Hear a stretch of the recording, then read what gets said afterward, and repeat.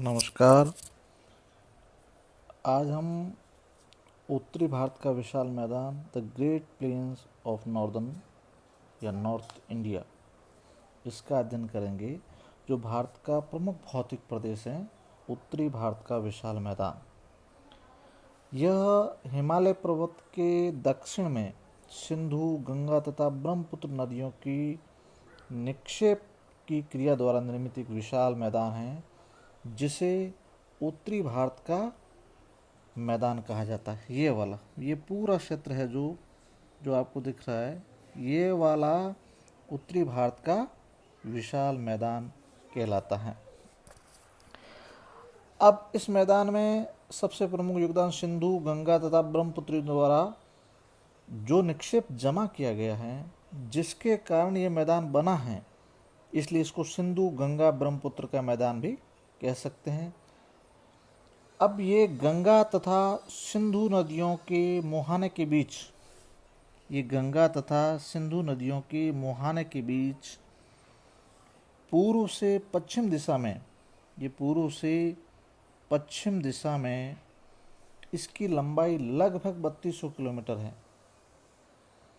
यह मैदान कहीं पर चौड़ा है, कहीं पर कम चौड़ा, जैसे ये कम चौड़ाई है, यहाँ बिल्कुल कम चौड़ाई है, यहाँ फिर अधिक हो जाती है, फिर अधिक हो जाती है। तो इसकी चौड़ाई है जो पश्चिम में अधिक है और पूर्व में इसकी कम है। अब विशाल मैदान की स्थलाकृतियों की बात की जाए तो मुख्य रूप से उत्तरी विशाल मैदान पूर्णतः समतल एवं सपाट मैदान है।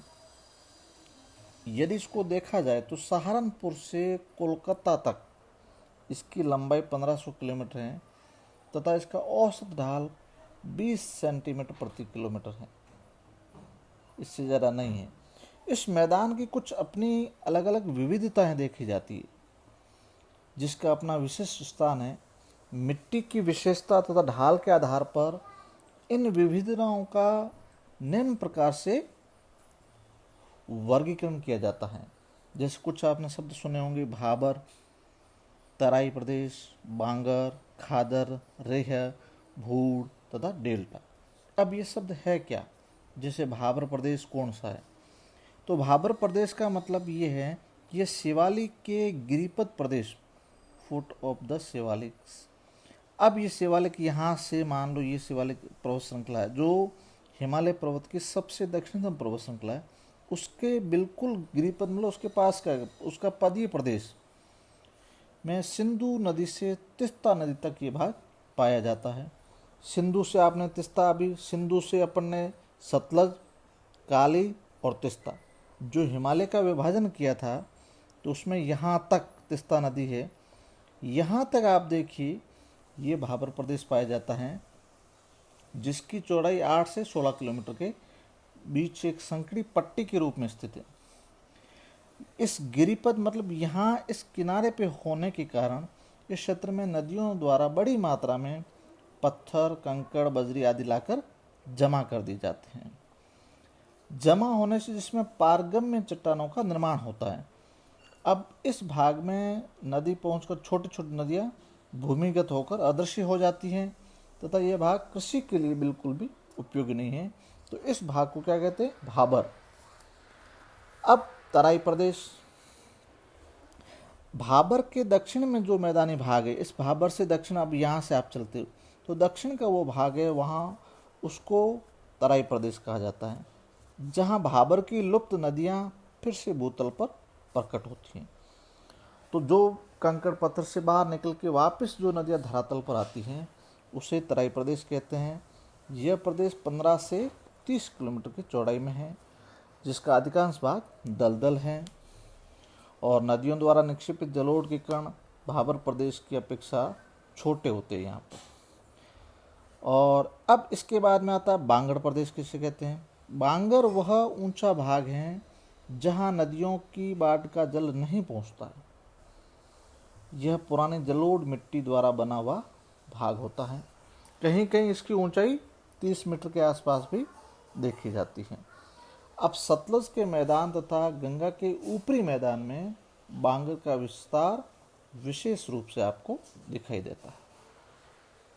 अब तीसरा है, चौथा चलिए, बांगर हो गया, खादर हो गया। अब खादर प्रदेश। अब खादर प्रदेश वह निचला भाग है जहाँ नदियों की बाढ़ का जल प्रति वर्ष पहुँचता है। देखो इस टर्म्स को समझ लेना। खादर वह प्रदेश होता है, वह नीचा भाग वाला प्रदेश होता है जहाँ नदियों की बाढ़ का जल प्रतिवर्ष पहुँचता है। अब प्रतिवर्ष नदियों की बाढ़ का जल पहुँचने से यहाँ नवीन मिट्टी का लेयर हो जाती है या बिछा दी जाती है, इसलिए नवीन जलोढ़ द्वारा खादर निर्मित होते हैं। मतलब खादर वाला भाग है जहाँ नवीन जलोढ़ मिट्टी का जमाव हर वर्ष पाया जाता है। खादर प्रदेश बालू तथा कंकड़ से युक्त होता है तथा भूमिगत जल का ये बहुत अच्छा स्रोत होता है। तो ये हो गया आपका खादर प्रदेश। अब रेह।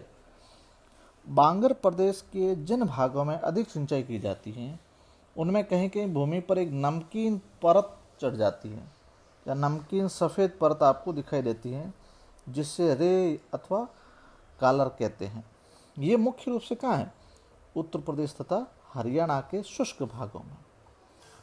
अब इसके बाद में आता भूड़।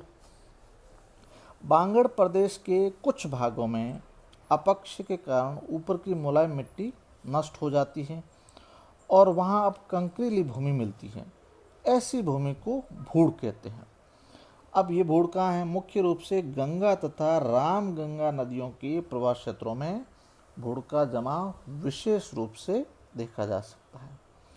अब अंत में आप पढ़ोगे डेल्टाई प्रदेश। गंगा तथा ब्रह्मपुत्र नदियों ने अपने मुहाने के पास में विशाल डेल्टाओं का निर्माण किया है। ये जो भारत तथा बांग्लादेश के यहाँ पर फैले हुए हैं। इस डेल्टा का पुराना भाग भारत में है तथा नया भाग बांग्लादेश थे। वास्तव में डेल्टा प्रदेश खादर प्रदेश का ही फैला हुआ रूप है। खादर का विस्तृत रूप कौन सा है? डेल्टा प्रदेश। धन्यवाद।